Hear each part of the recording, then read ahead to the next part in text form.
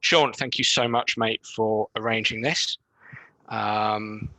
Really looking forward to speaking to everybody. I've done a couple of webinars the last few weeks, really enjoyed them, had some great questions, very happy to be challenged today on everything that I say. It would be remiss of me not to say that I hope everybody is safe and well out there.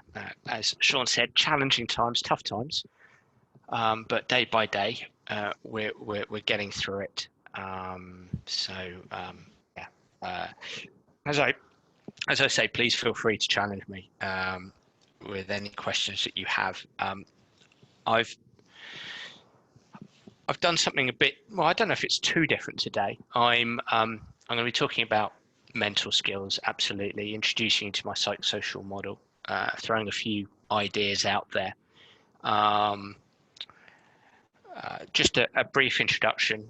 It might be that a fair few people on here don't know who I am. There's my logos. Middle one is my consultancy. One on the left is my soccer academy. One on the right is Sports Psych Show, which is my podcast. Feel free to spend your days listening to the podcast. It's good not because I'm good, but because my guests are really, really good. I've been blessed with the opportunities to have some great guests on, and it's now the world's most downloaded sports psychology podcast, which is awesome. Just with regard today, lots of what I'm talking about is on my soccer academy, and I've got a big old deal going on at the moment with everything that's with the challenging times that we're having. A huge reduction on my soccer academy for players, coaches, and parents. I'll talk a bit more about that towards the end of the session.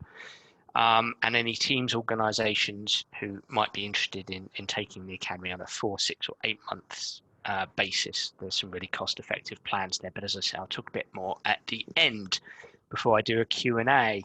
I'm going to start on this screen here. I actually use this little graphic, this little fun pictorial thing the other day for an article. I do a little article most days on LinkedIn and on Facebook, on my Facebook, Dan Abrahams Soccer, if you're interested. And I included this graphic, this picture, because I thought it was pertinent what I was talking about, and that's trying to find that, for me, coaching lies in the grey. It's a craft, it's not an exact science, it's not an art. For me, it's a craft, it lies in the grey. And I think as human beings, we're so good at thinking in black and white, really good at thinking in black and white. I don't know if that's an evolutionary thing, whether being in the in-group has a survival fitness to it. So we join groups, we join viewpoints, so we feel comfortable and safe marrying up our viewpoints with various people, with our in-group. And I think the challenge in coaching is to try to stay in the grey, to try and see both sides, to all sides, to stay curious. And I just said in this little article that I did that sometimes you feel you can't win. I don't think you should perhaps try to win, but sometimes you feel you can't win. Somebody had a massive go at me on Twitter not long ago for daring to write something that they felt lacked research evidence. So had a huge go at me, which is fine, fair enough. And then somebody had a big go at me last week, actually, for being too complicated and complex, and it was all a bit confusing, really, because you try to have research evidence where you can, but at the same time you're trying to scaffold your information, and it just got me thinking. And I just want to start with showing you this. I do think it's really important that as coaches that we are empirically based, research based. I do think we certainly can't ignore the research. I think it's important to be our practice to be evidence driven.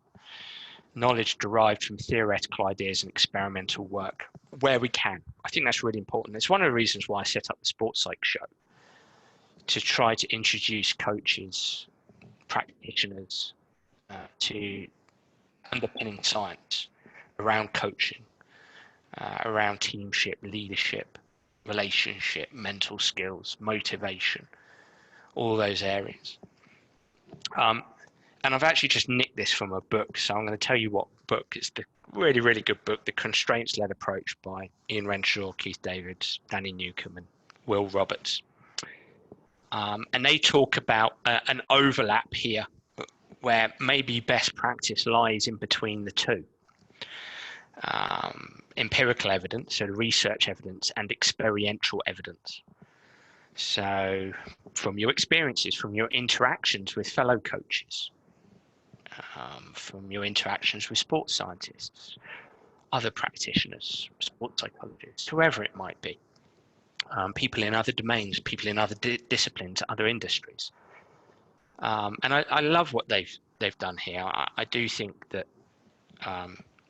we need to be in the middle there, somewhere in between, neither the left nor the right. And I think sometimes we're a bit quick to go, you've got to be evidence-based, you've got to be evidence-based, when there's a whole world of interactions out there and experience to inject ideas into our coaching. So I think somewhere in between, but I'd actually like to try and extend that. I'd like to try to extend that, and I'm going to use just a brief little story here. If you go on YouTube, you can actually watch this. There's something called a monk debate, and the monk debates, and this was on political correctness, this one. And on the right, you might recognize some people here. Jordan Peterson and Stephen Fry. I imagine most of you who know who Stephen Fry is. One of the most intelligent men in England, absolute hero of mine, legend, actor, broadcaster, author.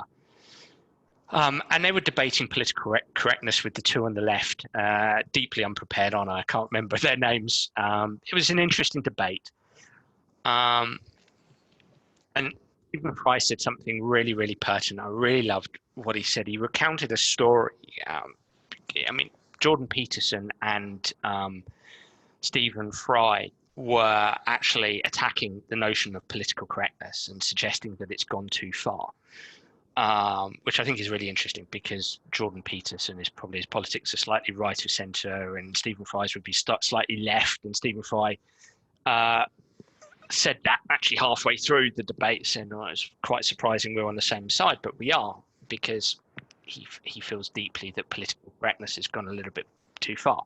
I don't know whether it has or hasn't. That this isn't part of the story I'm saying, but he refers to this guy here, Oscar Wilde, and he said, and he was saying, the problem with political correctness going too far, he said, the ghost that's hovering above me is like this. He says, I remember reading a letter sent from Oscar Wilde, the great 19th century Irish playwright, author, to one of his lovers called Bosie. And Bosie didn't have a degree and was very paranoid that he didn't have a degree. And in an attempt to reassure Bosie, Oscar Wilde wrote to him and said, look, don't worry that you haven't got a degree. I'm not worried about your intellect in that respect. But he said, what I'm concerned perhaps is that you don't have the Oxford manner. And what the Oxford manner means is the ability to play gracefully with ideas. The ability to play gracefully with ideas. And this was what Stephen Fry was trying to get across, was the problem with political correctness is if we censor things, if we censor words, then we censor language and we censor ideas. We can't play gracefully with ideas. And I really was kind of watching that. I was thinking, yeah, you know what? It's a big part of what I feel I'd like to try and do. And I suppose where I ask you to challenge me, and I think that's really cool, because I'm certainly no oracle and I don't think there is a truth as such, but I think there's a third E. After empiricism and after experiential, there's a third E, and that's exploratory. I think great coaching, yes, we want to, where we can, be empirically driven. what does the research saying? The stuff I'm going to talk about today, anybody who knows my work, I do try to be research driven. I try to borrow from great coaches and great people who can lend ideas, but I also think we need to create ideas. We have to play gracefully with ideas. We have to be exploratory. So I want to respectfully propose that one extends Ian Renshaw, Keith Davids, Danny Newcomb, and Will Roberts' model to this. I think that, I don't want to make it too complicated, but I just wonder if great coaching is in the middle here. Great conversations are in the middle here. That yes, we want to be research based. Yes, we want to have great conversations with our coaches. And hey, I function at adult elite levels, lots of stuff in the Premier League, and there's so many coaches coaching quartets in the Premier League, the manager and the three staff who sign themselves off in the corner of the huge training ground and just talk amongst themselves, and they come up with these ideas in amongst themselves, and they're rarely, not necessarily research based, but they might be creative, which I think is a good thing. But I think, can we be in the middle here? Can we get all three going? And that's what I try to do, perhaps successfully, perhaps unsuccessfully, but that's always what I'm trying to do. But as I always say, when I stand up in January at the convention, at the United Soccer Coaches Convention every year, and any conference or convention I deliver to, I'm always asking people to listen with listen with belief, but also listen with unbelief. Listen with belief, but also listen with unbelief, because I think that's a really powerful position to be in. Believe it and unbelieve it, if that makes sense. So I just wanted to start there, and some of you will have seen this, but I want to keep talking about this, my psych-social coaching model, because I think we're so socialized into tech, tac, and physical. We're so socialized into outcome and performance. And I want to propose that we re-socialize ourselves into a different viewpoint of coaching. So I've come up with my psych-social coaching model. I'd like to think from research. I'd like to think from interactions, experiential. I like to think, from the middle part here, from exploratory stuff, exploring ideas. When I think of coaching, when I think of the prism in which we want to see coaching through, I like to think of these three things. I think when you sit down with your blank piece of paper, when you're going to write down your activities, I want to put to you that you need to see coaching through these three prisms, through these three lenses: participation, progression, performance. In many respects, I'm going to make a bold statement here, in many respects, is it Simon Sinek, who likes to talk about the why, and everybody these days talking and coaching about the why, everywhere, every bluing place I go is why, and that's great and it's fantastic, but I'm going to make a bold statement. I'd say every why revolves around these three things. Every why revolves around these three things. Every why revolves around these three things: participation, progression, performance. Participation is engagement. Participation is engagement. It's the most important P for me. It's the most important thing in coaching. I want to put to you, it's the most important thing in coaching. It's the most important thing for an under 8s coach. It's the most important thing for an under 16s coach. It's the most important thing for Jurgen Klopp. It's the most important thing for any coach or manager, in my opinion, to be able to engage players, whether that's engaging them to draw them in to participate at your club, so a bigger picture engagement, whether it's to draw them in, their attention into your session or in the moment. That's another form of engagement. So there can be a macro engagement or even a micro engagement, but jobs are lost because coaches don't engage players properly. effectively optimally. We lose players by the age of 13 years old in this sport, in any sport, quite often because we don't engage players properly. It's a real skill, it's a craft, it's challenging, it's tough to engage players. Every single second of your session revolves around engagement. Everything you're doing revolves around engagement. I want to suggest humbly that you put that at the forefront of your mind when you sit down and think about your activities, the behavior, your coaching behaviors, the behaviors of your assistant coaches. And then we've got progression, to help a player progress. So we help a player engage, we help a person engage, we help a player, person and player, we help a player progress, to learn the game. To learn the game. Do we put on coaching sessions or do we put on learning sessions? We want to help our people engage. We want to help players progress, to learn. And then we've got performance, and performance, I would say, compete, to build the capacity to compete. Less relevant for an under-8s coach, very relevant for an under-16s coach, for a college coach, for a coach of a developing elite and adult elite team. But that participation piece, that engagement piece, is rife throughout. And then we've got the rest of the model, and it looks like this. So if you cast your eyes on the technical, tactical, and physical sides, that's by and large, if you've got the why with participation, progression, and performance, and just go with me here on this for a second. If we've got the why we do this, well, I do this to engage players for lifelong participation.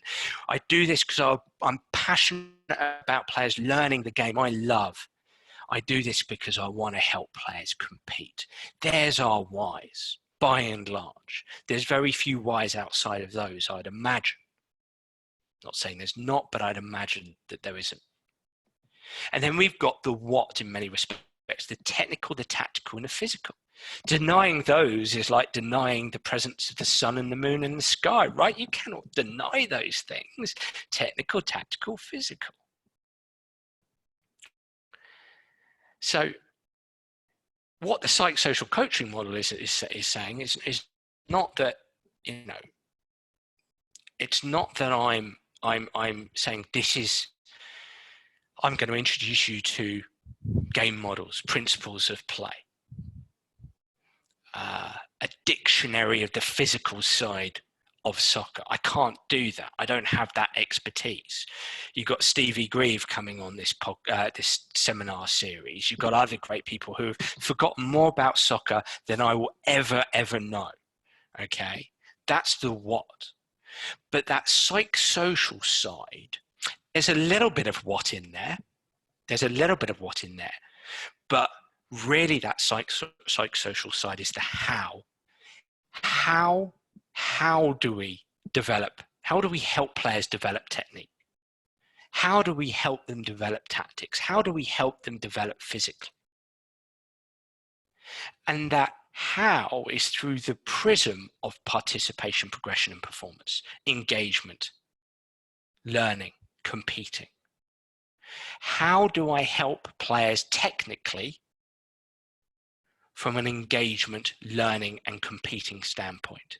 How do I help players tactically from an engagement, learning, and competing standpoint? How do I help players physically from an engagement, learning, and competing standpoint? Because if you break it down, if you really think about it, let's take the technical side. Too often in coaching, we just write our activities, we blindly do that. Maybe we pick up something from Twitter or from a book and, oh, great, this coach does this coach, that sounds good to me. But do we really see it through the prism of engagement, learning, and competing? From a technical perspective, how do we help players learn technique? There's an enormous wealth of debate around that. From a from a directive coaching perspective, a directive instruction perspective, right the way through to a non-directive perspective. Some coaches believe that you just simply set a task and the players will learn implicitly. Some coaches believe that players learn best when you set a task and you ask them questions. You challenge them. You ask them to come up with their own solutions. Some coaches believe you set a task and you directly instruct them. How do you believe you need within your context to help your players learn the prism of progression, learn? What about the tactical side of the game? It's very interesting working in the Premier League because you watch most players nod off after 20 minutes of a manager trying to engage a player on the tactical side of the game. Is that done on the pitch? Is it done? How is it done? How do you help them learn? It's really interesting in the Premier League. You watch it done on a Thursday. Hey, Dan, we're doing tactics today. We're doing our game model. We're doing our you've got words like shape and pattern and all the words you use. And I'm scratching my head watching it. And I'm standing there and I'm going, this is very, very nice. It's very funky. It's very good. I like it. There's lots of energy. I'm not too sure anybody's learning here. I'm not too sure there's any testing for understanding. I'm not too sure the players are completely engaged here. I'm not too sure they're ready to compete. I don't know, maybe they are. But I think there's question marks there. So there's my psych-social coaching model. But it continues. And as I've done in previous webinars, I would challenge you, the listener, in terms of what is in your psych-social box. What is in that psych-social blue box there? What skills, philosophies, strategies, approaches, frameworks are in there? Let me tell you what's in mine. I'll tell you what's in mine. I've got a coaching box. So I'm using a very broad definition here of psychology and social. I think we're too guilty in sport of looking at psych-social as narrow. The amount of times I put something on Twitter talking about the psych-social sides of the game, going back, driving the technical, tactical and physical sides of the game, and somebody pops up and goes, yeah, Dan, I agree with you. Mental health is really important. Yeah, Dan, I agree with you. Well-being is really important. Yeah, Dan, I agree with you. Confidence, players got to be confident. And it's yeah, brilliant, awesome. Absolutely. Mental health is important. So is well-being and welfare, and so is confidence. And so all the other things you've spoken about there. But there's so many other skills related to psych-social. I think we need a comprehensive framework. And I start with coaching. The self, which I'm going to talk a little bit about in a second. Our coaching practice, which is very much that prism of engagement, learning, competing. The environment. How do I help my players feel important? How do I help my players feel great? How do I help my players feel? How do I want them to feel?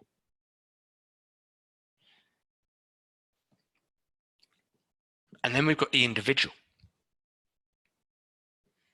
How do I motivate my players? More importantly, how do I help my players motivate themselves? Mental skills, which we'll talk more about today. Which is very much linked to the competing side of things. And then personality. Who are my players? How do I help them from a character perspective?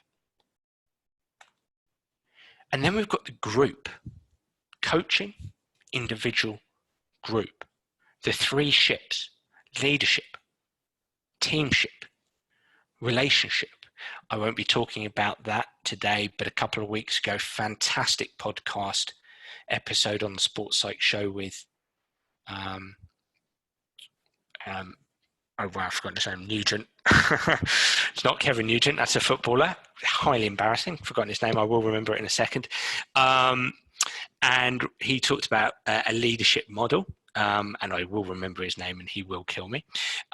I did a fantastic episode on the Sports Psych show around teamship, and that was Dr. Matt Slater, and that was on social identity theory, well worth listening to. And then on relationship with Professor Sophia Jowett, and she's one of the world's leading experts on coach-athlete relationships. So that's really worth listening to there. What I've got here is what I would describe as a framework. It's a framework to the psychological and social sides of the game. And from here, I develop a plan. I develop a psych-social plan for myself. Have you got a psych-social framework? Have you got a psych-social plan? You can borrow this framework if you want to borrow this framework, no problem at all. Within it, have you got a plan? And that plan could be as simple as trying to improve the psych-social side, trying to read up on it 10 minutes a week, just 10 minutes a week, 20 minutes a week, top whack half an hour a week. If you did that half an hour a week, if you investigated these areas for half an hour a week, your coaching capacity, ability will improve exponentially, in my humble opinion. That's what I challenge you to do, is to adopt a framework. This framework might not be the ideal one for you. Create a framework and then create a plan. How can you improve on that plan? My framework involves having a better memory, so I remember who's been on my podcast and not embarrassing myself. That's my framework. Moving on, self-skills. So I just want to throw you some ideas before we go on to mental skills. Just out of that coaching category here, we're going to talk a little bit about self and maybe a little bit about practice. Self-skills. Is there a more ignored area in coaching than this? Is there a more ignored area in coaching than this? There really, really isn't. And yet, for me, this is your entry point to excellence. It's your entry point to improvement. I think this is just so important. I think it's important for us all, no matter what we do. For me, I'm looking at 3 areas with self-skills. I'm suggesting that self-awareness is important. I'm suggesting that self-management is important. I'm suggesting that self-reflection is important. And I think it's interesting when it comes to self-skills, and please, this really is just to prompt questions. That balance, that cheeky balance between self-acceptance and self-improvement, that's hard, that's tough. That's hard, that's tough. How do we balance, accepting ourselves as who we are and at the same time striving to improve? Because ultimately self-skills are the developing self. So how do we get that balance? That's what I'm thinking of when I'm thinking about self-skills, and just pinpointing in on self-awareness. I'm kind of thinking of a few things here as I write about the psychosocial coaching model within my academy and share ideas with the academy members. With self-awareness, for me, it's who am I and what do I want? Who am I and what do I want? And I'm splitting that up into 3 things. I'm splitting it up into objectives, beliefs, and values. Objectives, beliefs, and values. I'm splitting it up into, I'm adding in personality characteristics. Who am I? And then I'm thinking about strengths and weaknesses. So when I'm thinking about becoming aware of self, I'm thinking about objectives, beliefs, and coaching beliefs, that is, and my coaching values, my personality characteristics, and my strengths and weaknesses. And taking in the OBVs, just briefly, a few suggestions here. Again, just sparking questions. Here's a suggestion for you. Set coaching beliefs around these 3 things: engagement, learning, performance. Set your coaching objectives around these three things: participation, progression, performance, engagement, learning, competing. An example: my objective as a coach of 10-year-olds is to increase participation in the group by delivering fun and engaging activities that challenge young players. I also want to help players progress by introducing them to the under 11 technical competencies outlined in my club manifesto. This was an actual objective I wrote with a coach recently. Here was another one, a college coach. If you read this, you can see it's more around performance, but still around progression and still around participation. My whys, my objectives: participation, progression, performance. I also enjoy working with coaches on this: values. For me, values are vital. They are about moral standards and human principles. And for me, the most important thing is it's about consistency of coaching behavior, because you know what, for the past 15 years, I walk into the adult elite environment and I see some household names who don't coach with consistent behaviors. I talk to too many young players who are confused because of a lack of consistency of coaching. I'm not attacking anybody. I'm just putting up a mirror and giving you a suggested landscape right now. If you look at all those words on the right-hand side, those values: psych-social, psych-social, psych-social. What are the 3 to 5 values that underpin your coaching, and what are the behaviors that relate to those values? And then can you take 3 to 5 values, and can you, and again, I do this with coaches, can you write a statement? Can you write a statement related to that value?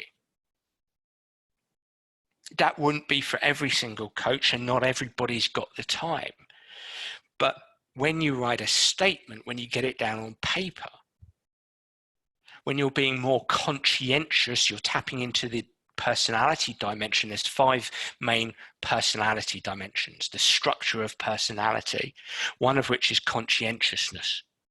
You go through this process of structure, you become a more conscientious coach. You become a more conscientious coach, you become a more consistent coach. You'll become a grittier coach as well, because grit is related to conscientiousness. Objectives and values. Objectives around participation, performance, progression as a suggestion. Values, 3 to 5 values that underpin your coaching behaviors. What behaviors are related to that? Write it down in a paragraph. Can be a useful thing to do. Now, on to mental skills. Why are mental skills important? What mental skills are there? How do we improve mental skills? Let me give you an insight into what I feel is so important, that certainly at the adult elite level, but I love this process to start at much younger age groups. Why are mental skills important? I, as a sports psychologist, are invested in this phrase here: high performance consistently under pressure. I want to see consistent high performance under pressure. And I'm obviously talking about the competitive level here.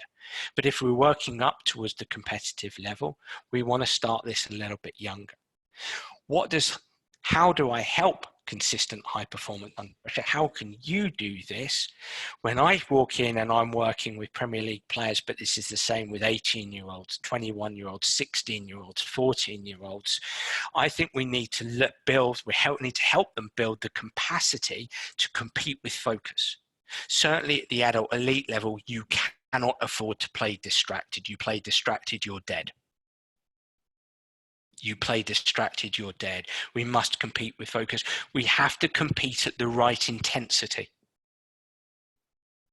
For me, I would almost say the number one thing on an adult elite pitch, Premier League, Championship, Bundesliga, La Liga, MLS, Serie A, is that middle one. It's a drop in intensity. It's a drop in intensity.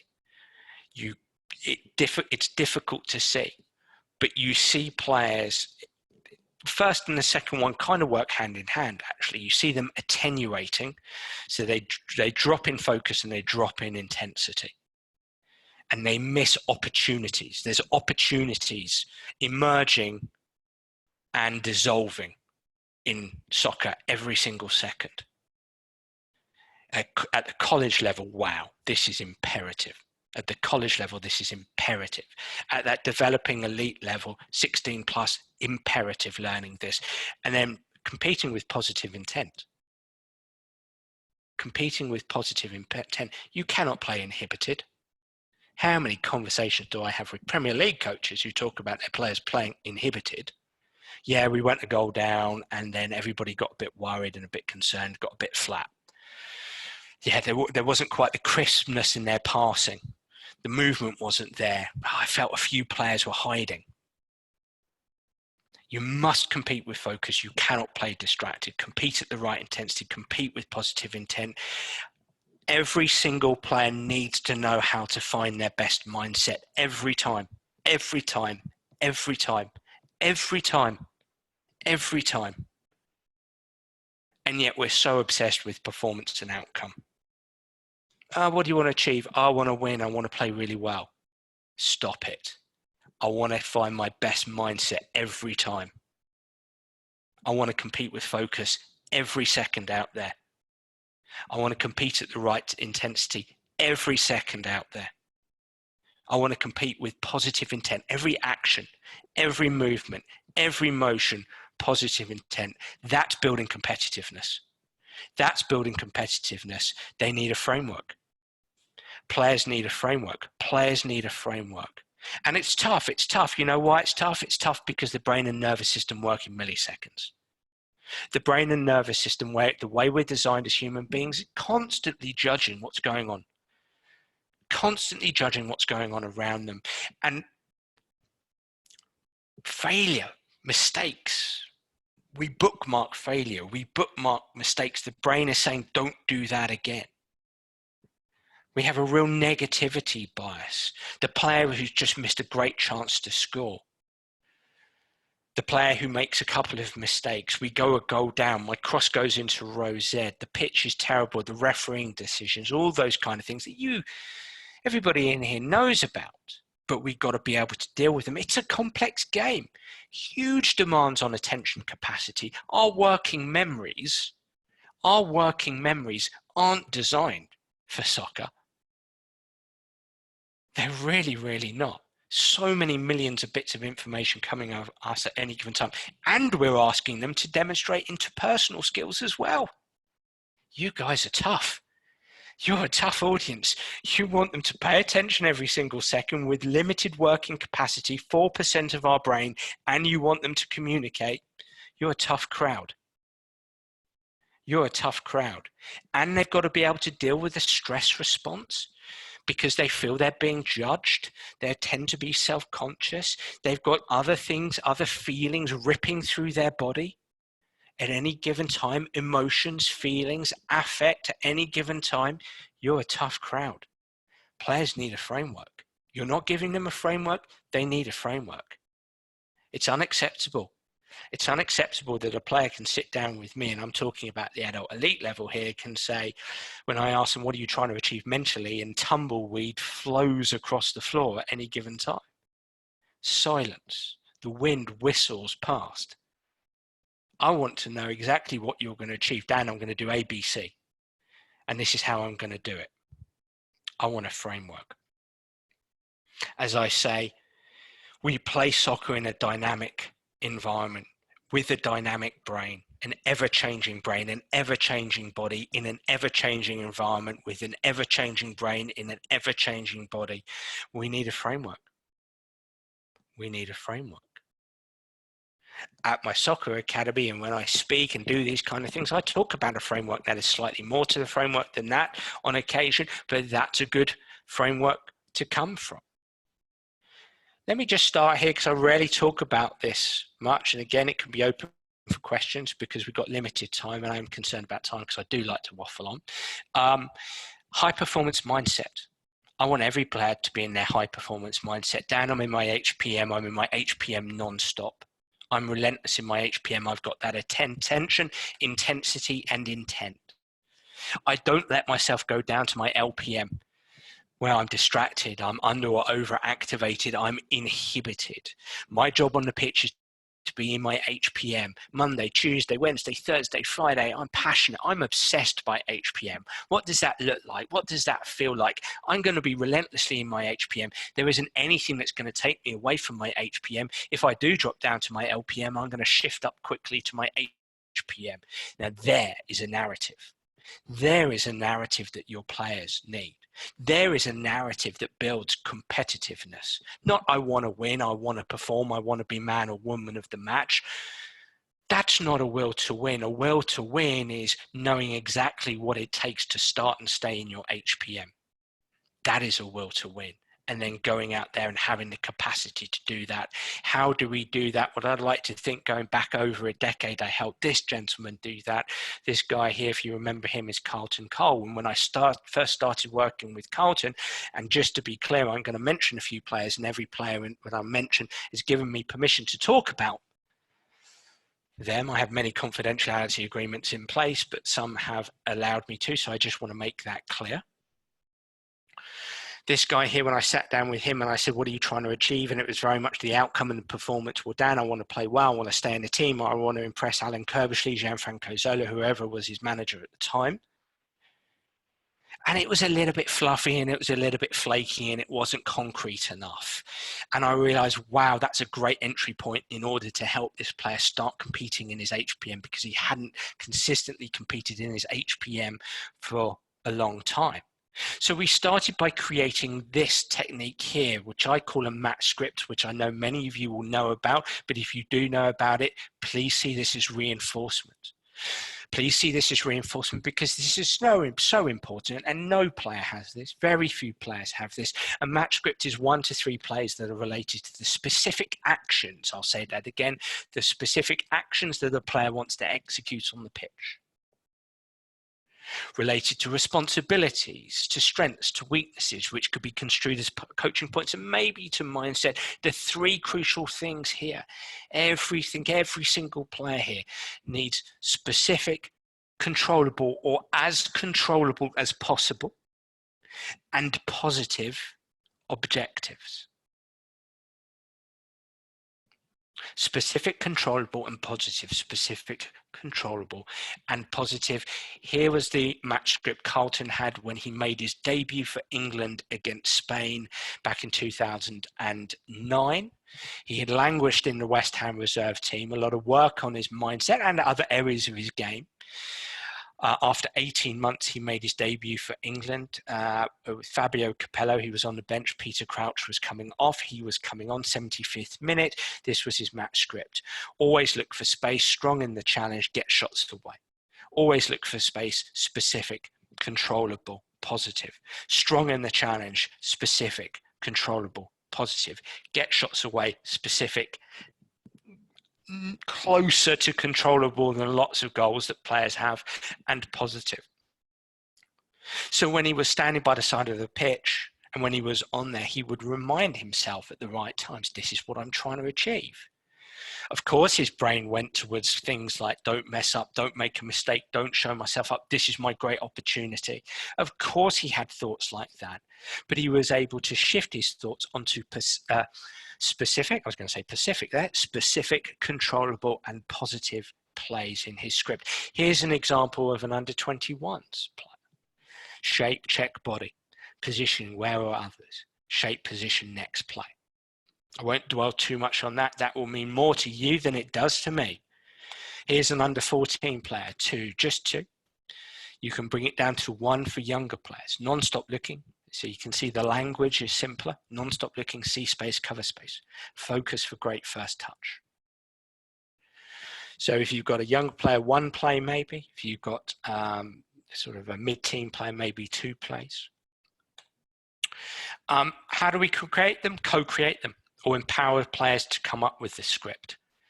Ask them, what are your objectives for the next match? And then scaffold down from there by asking questions. What are you trying to achieve? Well, I want to win. What's going to help you to win while scoring a goal? Okay, how are you going to score a goal? What are you going to do? See, these are open-ended questions. They're divergent questions. Divergency meaning you don't know the answer, only the player knows the answer. How are you going to score a goal? Well, I need to constantly move. I need to constantly move and find space. Great, there's your first one. I need to get shots away. Great, there's your second one, and so on and so forth. Then you can prompt at times. I think that's really, really important. And remember, specific, controllable, and positive objective. Ladies and gents, a match script. And really what you're doing there from an empirical perspective, remember that circle, the empiricism, is what we call achievement goal theory. Having players focus on the process rather than outcome and performance. That's not to say they shouldn't focus on the outcome and say, hey, I really want to win. I really want to perform well. But it's taking players on a narrative, a meaningful journey, a narrative related to the things that they are specific, can control, and are positive. And if you look at the top right-hand corner of that slide, it gets that front part of the brain firing, that small prefrontal cortex, which is only 4% of the brain. Now moving on. Second mental skill today, and many of you will know this mental skill. If you know this mental skill, see this as reinforcement. It is vital reinforcement. If your players don't have a game face, I'm going to put to you they need to have a game face. This is a game face. This is my comedic, funny slide of a game face. What is a game face? It is the personality that you have to be, or you want to be, I should say, on the pitch. It's the attitude you want to portray. A game face is your optimal mental state. It optimizes your physical state. It is a guide, it is a how-to guide in terms of how you're going to execute your actions or your motor behavior, as they would say in skill acquisition. It aids self-management and learning, and you know what? It is great for 8-year-olds, and it's great for those of you out there who are coaching 80-year-olds. It's fun and it's powerful. Key here that it is mental skill that is embodied and embedded. So if you have left and you've left because you know about game face, you're going to miss the most important thing in the presentation. And that is this, that mental skill must be embodied and embedded. Embodied meaning where we get this so wrong, in my humble opinion, is that people think mental skill, people think psychology is above the neck. That couldn't be further from the truth. Mental skill is from your head to your toes, from your toes to your head. Mental skill is embodied. We be, do, and act mental skill. Every player who has a game face, I ask them to be, do, and act their game face, and it has to be embedded within the environment. It's not about having a game face where you walk into the kitchen with your other half and you've got your same soccer game face. That would be ridiculous. We want an embedded game face, a game face that's going to be embodied and enacted in the actual soccer playing environment. It is mental skill that is embodied and embedded. So it's a visual representation to trick the mind into releasing the performance and feel-good chemicals, such as testosterone, adrenaline, dopamine, and endorphins. I'll talk a bit about that in a second. It's a real guide, it's a blueprint for who I want to be. So Monday, Tuesday, Wednesday, Thursday, Friday, I can think about who I want to be on the pitch. It's that inner guide as well for how I want to act there. There's a monster there because this is taken from my academy, and this is the Carlton Cole case study, because his game face when he went on to the pitch to play Spain was aggressive monster. So it's an inner representation of how you want to feel and how you want to experience your internal emotions.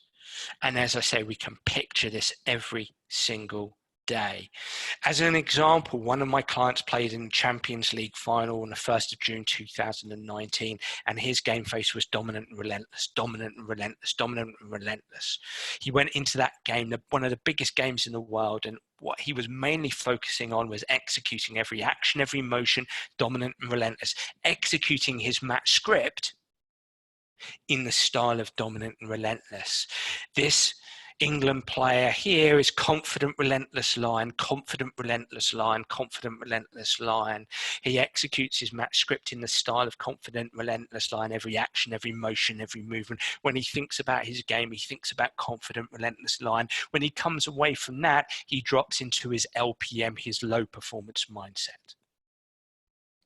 How do we establish a game face through memory? You ask players about their best game. What does it look like? What does it feel like? Memory is so important, as I always say. Through imagination, what does my dream game look like and feel like? And perception, who do I want to be on the pitch? I want to be a lion. I want to be Messi. What we're trying to do is create action-based words. An animal or model player to make up this pictorial metaphor. Here's an example. One of my clients, Ali Long, when I sat down with her, she wanted to get in the US women's national team, and she was quite anxious about doing so. It had been a career-long goal. Dan, I really want to get in the Olympics, the 2016 Olympics. I've got to get in, I've got to get in, I've got to get in the World Cup, got to get in the World Cup.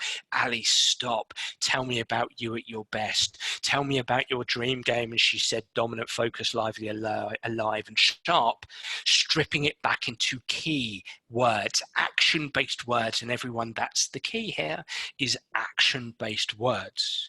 Dominant, focused, lively, alive. I'm alive. I'm alive. I'm alive to press the play. I'm alive to get into space. I'm sharp. I'm on my toes. I'm first to the ball. I'm first into space. I'm focused. I'm on task. I'm lively. I'm always looking up, scanning around. I'm dominant. I'm dominant in the challenge. I look dominant. When people watch me, I'm dominant. Who is a soccer player you strive to be like, or who embodies those words? Sergio Busquets, the holding midfielder of Barcelona. She loves Sergio Busquets, so she became dominant focused. DF Busquets. Who am I going to be in this US national team trial? DF Busquets. I'm going to be DF Busquets non-stop, dominant focused Busquets. I'm passionate about being DF Busquets. I can't wait to get on the pitch and impress Jill Ellis. DF Busquets, DF, I'm going to impress upon everybody. I'm going to express myself. I'm going to have so much fun being dominant focused Busquets. Yeah, I'm going to have a few negative thoughts. That's okay. Yeah, I'm going to make mistakes. I'm going to give the ball away. I'm going to miss a chance to score. Hey, maybe I'll make a big mistake and the striker will get in front of me. Bang, it's a goal. But you know what? I'm going to be DF Busquets non-stop. This player here, Ryan Fraser for Bournemouth, when we started working together and we started to strip things back, he said, you know what, Dan, I'm too much of a perfectionist. I'm trying too hard. I'm trying too hard in the middle of the park there, or out on the wing. And he said, I'm trying too hard. If I haven't scored by the 20th minute, wow, I'm getting frustrated with myself. I'm getting down and despondent with myself. When I think about me at my best, when I use my memory and think about me at my best, it's mates football. It's mates football. It's like when I was in the playground. It sounds crazy, but when I was in the playground playing in the park with my mates, with my friends, it didn't matter that I made a mistake. When I think about that, that's who I've got to be. As long as I put effort and energy in, that's who I've got to be. So every single game last season, 2018, 2019, he played mates football, effort and energy, and attributed some of that success in terms of he was second in the assist table in the Premier League to mates football, effort and energy. I don't care what happens on the pitch. I'm going to stay mates football, effort and energy non-stop. This player here, Yannick Bolasie, when I first started playing with him when he played for Crystal Palace in the Premier League, he BLR Ronaldo. Brave, lively, relentless Ronaldo. Brave to take players on. Lively, lively, lively, lively. Relentless. Relentless runs into the penalty area. Relentlessly taking players on. He loves Ronaldo. Great story from a few seasons ago. That season, Liverpool were nearly about to win their Premier League title, going back 4 or 5 years under Brendan Rodgers. They came to Selhurst Park. They were a few games away. Yannick and I spoke about, you know, he knew that he wasn't going to see much of the ball. He knew he wasn't going to get on the ball much. And what triggered his negative thoughts tended to be that he wasn't getting on the ball, that he felt he wasn't making an impact, that he felt he'd get substituted. And that happened to him, and it so happens that after 75 minutes, Liverpool were 3-0 up, and he wasn't getting on the ball, and he hadn't made an impact. And the thoughts coming into his head were, oh, I'm going to get substituted. This hasn't worked out today. But he kept saying to himself, no, stop, come on, BLR Ronaldo, stay lively, stay lively, stay lively, stay lively. And he stayed lively enough. He stayed in his HPM. He stayed in his HPM, allowing him to be able to make an impact when the ball did break up for him, which it did in the 75th minute. He carried the ball up the pitch, crossed it into Dwight Gale, who either side-footed it or headed it into the back of the net. I can't remember which one. He had another assist in that match. He made a difference. It finished 3-3. At a time when he could have dropped into his LPM, his low performance mindset. He used his game face to help him there. This player here, this goalkeeper, is brave, confident Neuer. Brave, confident Neuer. That's a game face, and there's some interesting theory underpinning the game face. Just a few more minutes here till questions. This character here is this person, I shouldn't call him a character, should I really? This person is an incredible psychologist, one of the best of all time, prominent of all time, Albert Bandura, who is around 95, 96 years old now, and he pioneered self-efficacy theory. And so underpinning game face is self-efficacy theory, self-efficacy being self-belief. And he talked about 4 sources of self-belief. One of them, which is past experiences. When you've experienced something, when you've been competent in an area in the past, it drives your self-belief. So getting players to tap into their memory drives their self-belief, drives their game face, and drives their self-belief. This person here, great name, is Julian Rotter. And he was the pioneer of actually this notion of controlling the controllables in many respects. And so the theory of locus of control, attribution theory. And that's what he talks about, is controlling people, taking charge of themselves, either having an internal locus of control or an external locus of control, which is very much what a game face is all about. This person here is an Italian researcher called Giacomo Rizzolatti, and he was the first person to discover mirror neurons. And what mirror neurons are, there are social learning brain cells, essentially. When we watch people perform, our mirror neurons fire. It enables us to model other people.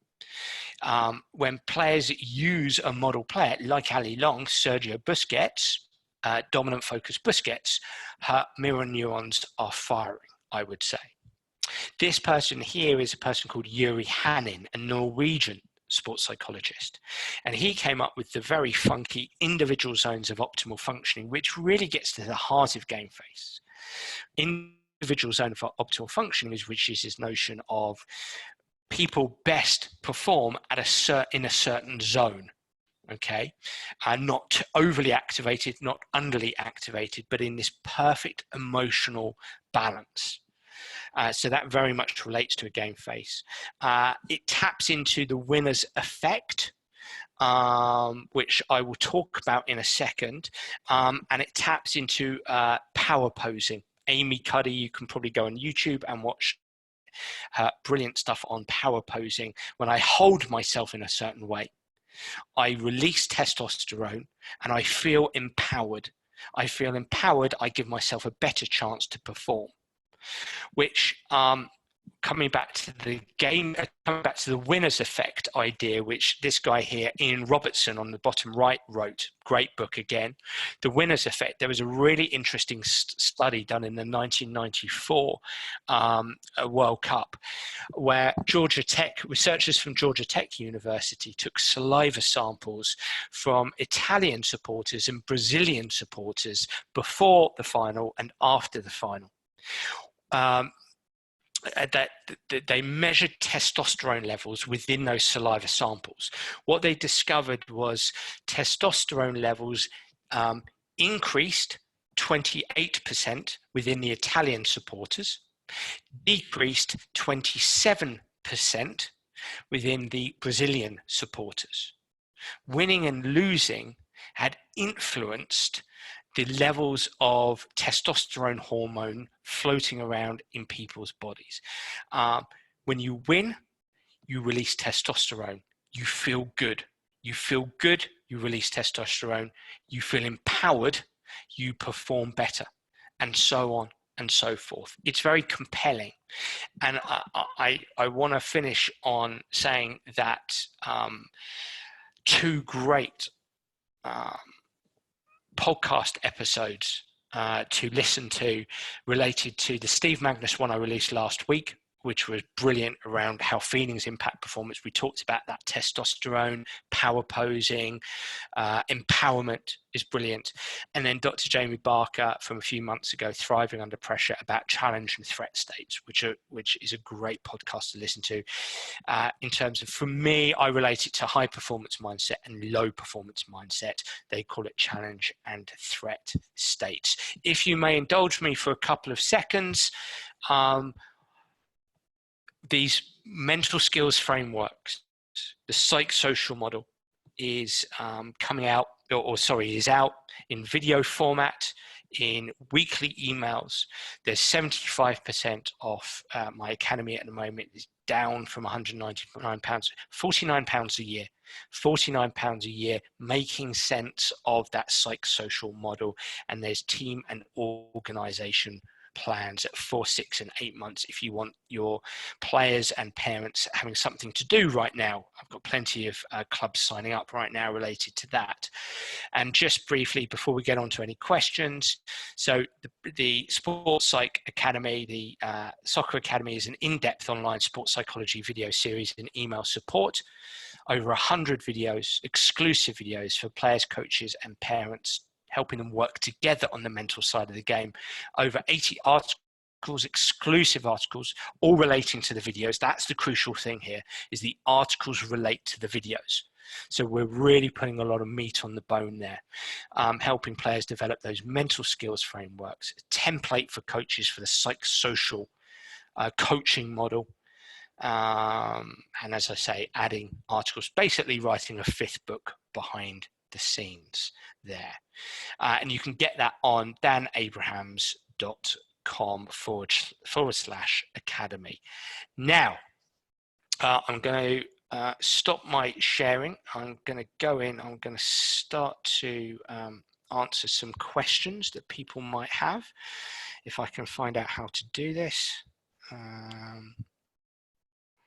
There's not many questions here, guys, so if you want to add some questions. One question: do you think that in the progression stage, challenging players to open their mind to new ways to develop will be in hand with the learning the game? Okay, I'm trying to understand that. Do you think that in the progression stage, challenging players to open their mind to? Yes, I do. I think learning.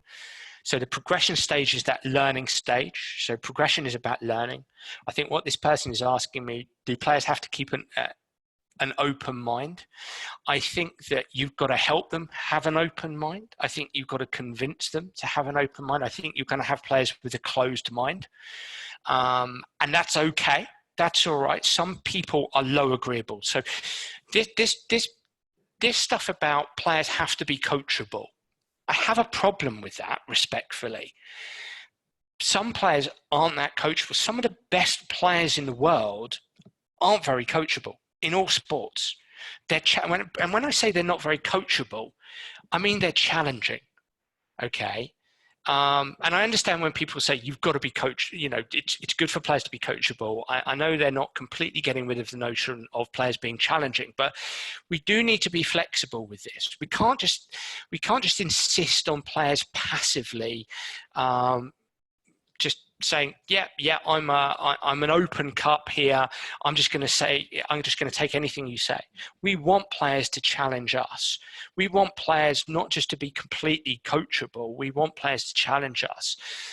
That's okay if they challenge us. I think that's okay. So I think we have to convince them. And how do we deal with disagreeable players? I think we sit down with them. I think we give them an opportunity to air their views. I think we give them, I think we empathize. We reflect back what we're hearing from them. And I think we reflect back the strengths of their viewpoint. I think we try to find strengths of their viewpoint. I think we then put our viewpoint across. I think then we co-create solutions together, and then when we co-create solutions, we hold players accountable to those solutions. If they agree upon those solutions, then we hold them accountable.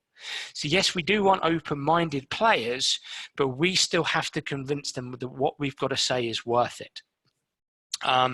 Another question here: are there varying levels of high performance mindset that depend on the situation? Competitive game, i.e. Competitive game versus training practice session, or do players need to maintain the same level of attention, intensity, intent every time? Really, really good question. I would say I would answer this in two ways.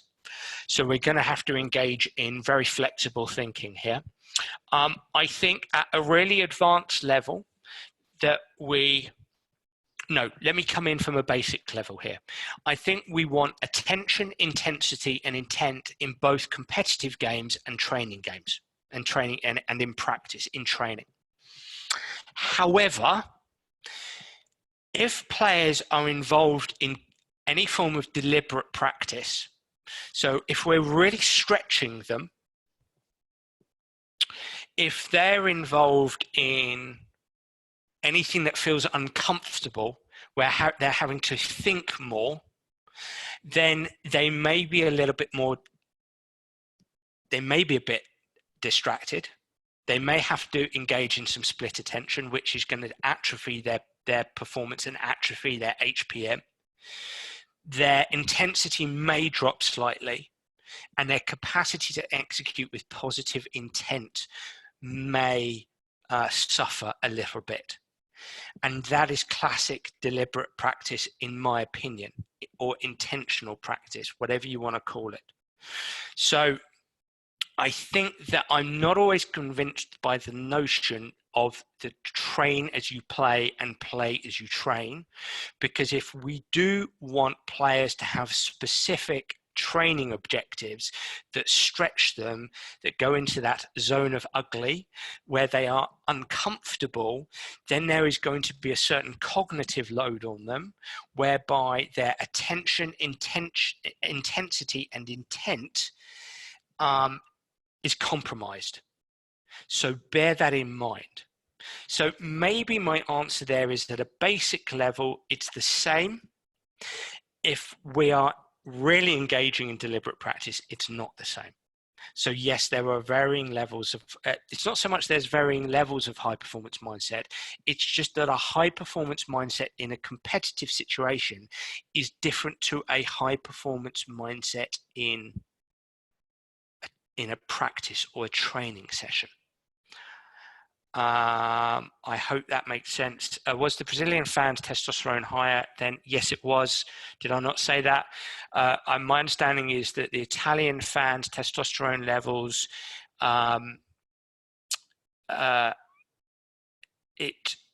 who won, who lost? Brazil won, didn't they? So sorry, did I say it the wrong way around? Brazil, their testosterone, Brazilian fans' testosterone, if I can say testosterone, Theirs went up, Italians went down. My apologies if I got that the wrong way around. Thank you for pointing that out, Matt Shepard. For Bayern, what do you feel about giving players, athletes a good feel for the theory behind how effective psychology and sports psychology impacts their progression? For Bayern, what do you feel about giving players a good feel for the theory behind how effective psychology and sports psychology is? Yeah, yes, I think you can do that. How can you do that? I think that's really interesting. I think, for example, and I hope I'm understanding the question here, I think that you can introduce a specific technique to players. So this is how you do it. I got it. Federico, thank you. Oh, Federico Murray, right. Hi, Federico. Good question. You've got to take these mental skills out onto the grass with you. You've got to take them out onto the grass with you, and they've got to be involved. You've got to project them in your communication, and you've got to be insistent around them, and you've got to embed them into your activities.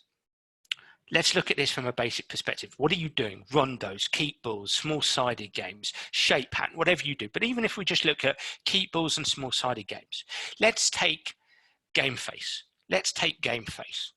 Let's take you've introduced game face to players. Every player's got a game face, right? Okay. So somebody's got confident, relentless lion. Somebody's got alert, alive Aguero. Somebody's got upbeat and positive. Somebody's got cool, calm Van Dijk. You've got a whole range. Everybody's got a different game face, right? But every player's got them. Okay, and you might do a small-sided game. You might do a small-sided game for 5 minutes. I want to see your game face. I want you to do this in the style of your game face. For 30 seconds, you're going to introduce it, or 1 minute. I want to see it in the style of your game face. And then after this game, or no, I beg your pardon. I'm sorry. I'm thinking on the run here.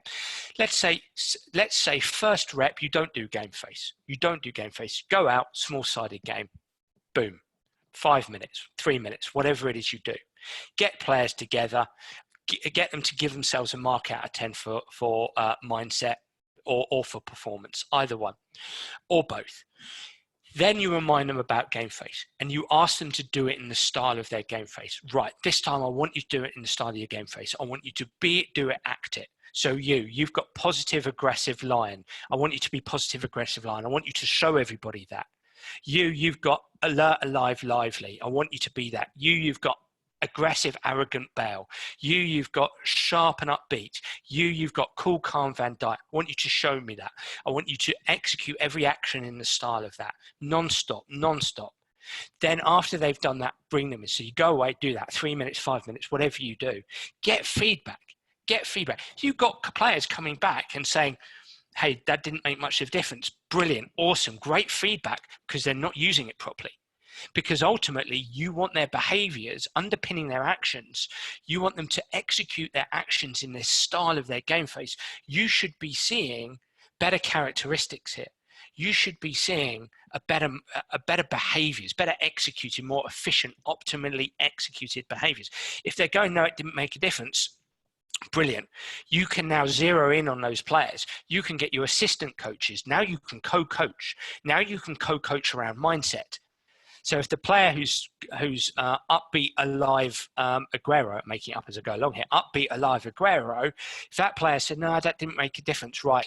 Hey, John, co-coach, I want you to make sure this player is upbeat, alive Aguero. I want you to reinforce it throughout. Or even better, you can get one of his teammates to drive it, or a couple of his teammates or her teammates to drive it, so that everybody is engaged in this. Then we can start to see some before and afters. Then we can start to get them to feel what it's like to execute mental skills embedded within their actions. I hope that makes sense. You haven't touched upon consistency. Yes, I have. What about consistency over intensity? I'm going to come back to that because I was perhaps a bit flippant there.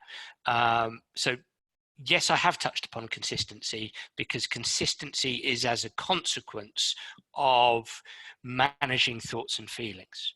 we dip down into our low performance mindsets. We dip, so that might be a distraction, it might be inhibited actions, it might be over or under activated, or over and under aroused. That's when we become inconsistent. Why do we become? Because what does that do to us behaviorally?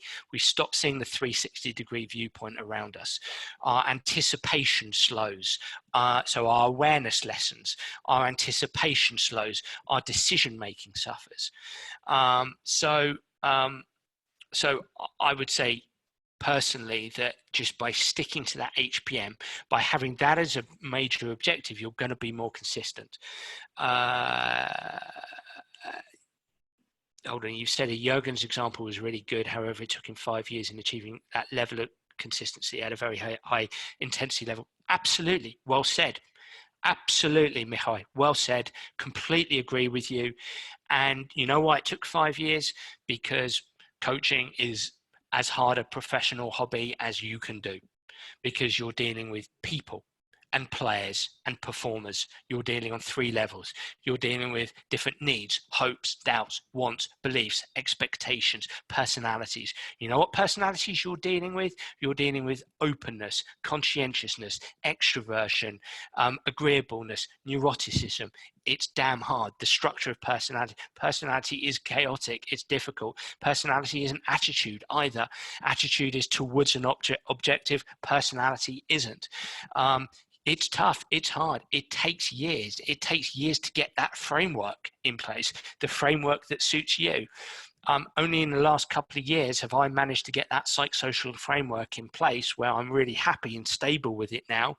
And I'm 20 years into high performance as a player, as a coach, and now as a sports psychologist, 15 years as a sports psychologist. So Mihai, well said, mate. Absolutely. It's hard. It's tough.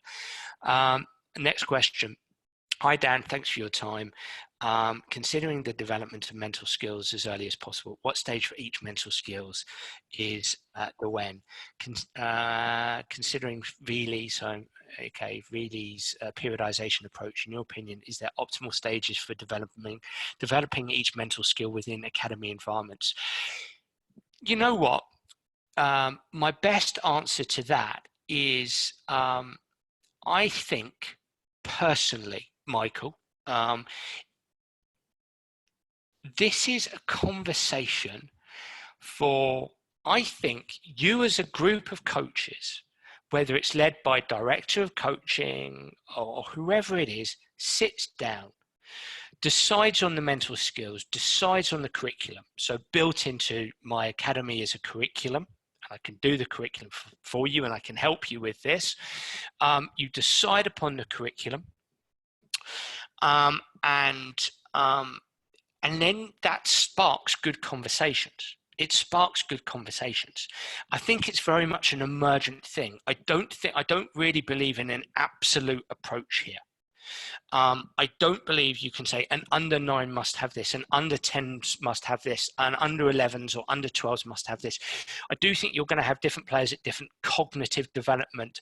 9-year-olds develop differently cognitively. 10-year-olds, 11, 12-year-olds develop different cognitively. I think it's a very challenging landscape. I think that you can have things like game face and match scripts for, say, 10-year-olds, but it's a very light touch. But I do think it's about saying what is in our framework. Okay, so for me, I'm always saying on my academy, I'm saying script, game face, ants, and controllers, HPM.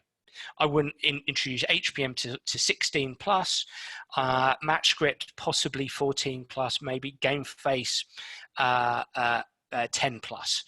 I just think it's open for dialogue and open for conversation. I think you've got recreational players, you've got competitive players. I think every academy is going to be different. And I don't think every academy should see it in the same way personally. I know that's a complete cop-out answer, so I apologize, Michael. It's a good question. Hi, Dan. Amazing presentation. Thank you. Thanks for sharing your knowledge. This person did actually write that. I'm not making this question up. Thanks for sharing your knowledge. How do players react to a game phase that maybe isn't productive in a particular game? Do they change to a different set of game face objectives or persist with the same set each week? Really, really good question, this. And you know what? And I think this is where I want to say that, I don't have all the answers here. I would say persist. And, Yannick Bolassi's had it, the same one, BLR Ronaldo, for the same last 4 years. Ali's just changed hers. She's just changed hers because the new US women's, well, I'm trying to, shouldn't say certain things here, because there might be a new role for her. So, and new challenges within her role. So players might change position. If it doesn't work in a particular game, I wouldn't be inclined to change it immediately. I would be inclined. What a game face does, it gives you and a player a great chance to have a great coaching conversation around mental skills. It really does. If you're asking them, give me a mark out of 10 for your game face, and they're going, oh, it just wasn't there today, 5 out of 10. There's often a reason why it was 5 out of 10, other than, oh yeah, well, upbeat athletic Aguero just didn't work for me this week because it doesn't work for me anymore. It's because, it was because of something else. It wasn't necessarily because upbeat athletic Aguero isn't who they need to be anymore. It was just they let the negative thoughts get to them too much. It was they were distracted too much. It was just that those emotions got in the way. I wouldn't usually attribute blame on the game face not working because they're the wrong words. I would say it's because they gave in. They didn't stay in their HPM. They weren't disciplined enough with their mindset. That's what I found in my own work. However, I'm never saying never change it. Hi, Jake. Jake's asking, how is it best to introduce these frameworks to players? Is there a process of introducing a high performance mindset first? Then match script, game face. Again, comes back to Michael's question, I suppose. It depends at what level you're coaching at. And again, this is where potentially, if I may say, my academy can help. But I usually sit down with a player and I start talking about high performance mindset. And then I start introducing the individual techniques. I think I would do that for a 14-year-old. I'll do that for a 20-year-old. I might not do that for a 10-year-old or a 12-year-old. In fact, I wouldn't get involved with a 10-year-old's game. I think that needs to be done through coaches. 12, 13 is the youngest I would engage with a player because it's just too young otherwise. And it should be recreational.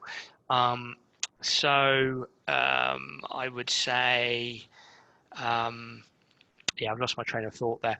It's getting late here. I would say that 12, 13, 14-year-old, I think then introduce game face. 12, 13-year-old introduce game face, introduce script. And then I think from 14, 15 plus, maybe HPM, maybe. Again, it might depend on the cognitive development of a kid. One 14-year-old is not another 14-year-old, it's not another 14-year-old. Sam, hey Sam, I recognize your name. Dan, thank you for a good workshop. Could you share how your elite performer clients find the key terminology to shape their performance match script game face? If they struggle to find the right words, actions that embody how they want to perform, what steps do you tend to take to help guide them? I introduce words, especially with the game face, but it's got to be action-based words. All players struggle with words.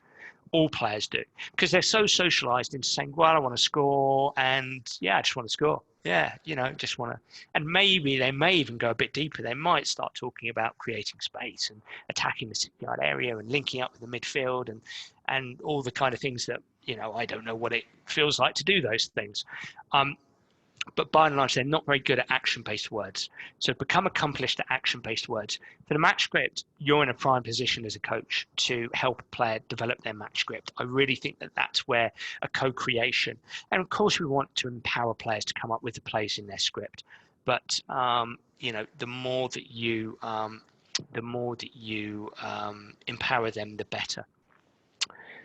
Another question from Dora. I'm going to have to close things in a minute, by the way, guys. I apologize because there is a billion questions here. I'm really, really sorry. why do you think football has not caught up with the functional use of imagery for both cognitive and motivational functionality? I mean, self-talk seems superficial and a band-aid compared to the mental fitness we can provide if we teach mental imagery use. Ooh, Dora, I love that. I'm not too sure I agree, but okay. Prevent the problems and unnecessary intervention if we teach during development to use imagery to manage arousal, build resilience and focus. Do we think the players would be unable to learn to use to learn? So you're talking about cognitive and motivational functionality. So I should say, obviously, there's things like cognitive specific imagery and motivational general mastery imagery. If you Google those, look, I don't. Is self-talk superficial? I'm not too sure. I mean, I think it depends if you're, and this is the limitations of not having you in the room in front of me. I'm big into narrative and meaning. I think narrative and meaning are a lot of things, and imagery alongside that. But I think imagery goes hand in hand with narrative and meaning. When we talk about things in our life, we're creating meaning, and we're doing that through images as well. So I might be misunderstanding your question here, but I would be inclined to say that narrative is important. What players are saying to themselves, how they're interpreting the world around them really makes a difference. From a performance perspective, I've said this over the last few weeks on different webinars, Liverpool are Liverpool right now because, or have been because Liverpool have really good players and because everybody perceives them to be Liverpool, because everybody's stressed going to Liverpool. I'm pretty well versed in that because I deal with players who are going to Anfield and they're stressed before they've got out the coach. They're anxious before they've got out the coach. So how a player talks to themselves makes a difference. And that also goes hand in hand with the pictures that they're creating. But a narrative and an internal image, I think, goes hand in hand. So again, I might be looking at this from a superficial perspective and misunderstanding the question, but I would say that's similar. Last couple of questions, just trying to go with ones that haven't really been answered.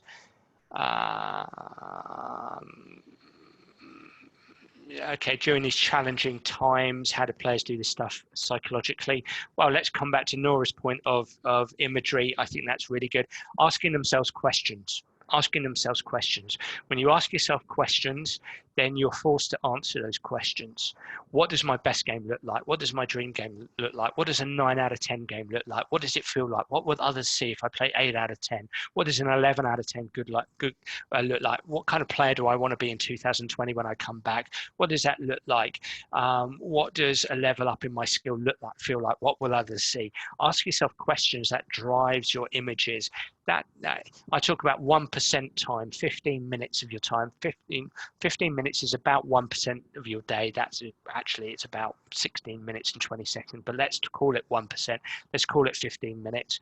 Yeah, so that, just do that for 15 minutes a day. It doesn't have to be 15 minutes all out, 2 minutes here, 3 minutes there. That's what that is. So that's an idea there. Watching past good games, studying games, those kind of stuff you know about anyway.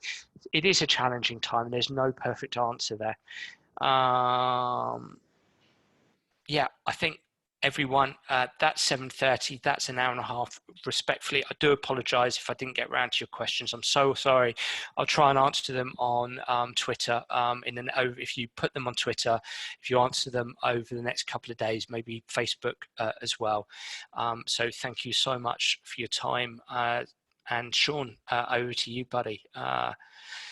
Yeah. If you're still alive. I'm still here, Dan. Thank you so much for all of that. I just wanted to, again, put on record my thanks to you, Dan, for coming on board and helping us. I'm sure that everyone found this to be super engaging, just as I did. And I think the questions we had were phenomenal. That engagement is really important for all of us if we want to continue to develop as coaches. And from my perspective, I know you and I have spoken a few times about this, Dan. I think this part of it's kind of the missing a lot of soccer coaching here in the US. I think not enough attention is given to the side of the game.